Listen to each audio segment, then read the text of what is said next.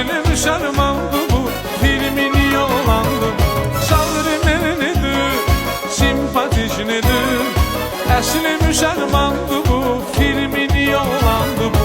Əsli müsəlmandı bu, qaqaşdı bu, kişidir bu.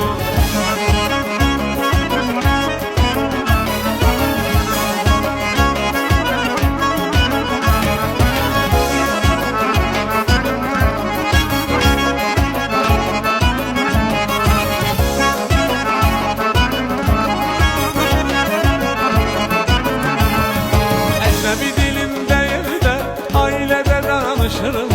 Axı de görüm bəs niyə dilimizdən utanırım. Mən Rus kimi Rus deyil, nə Fransız kimi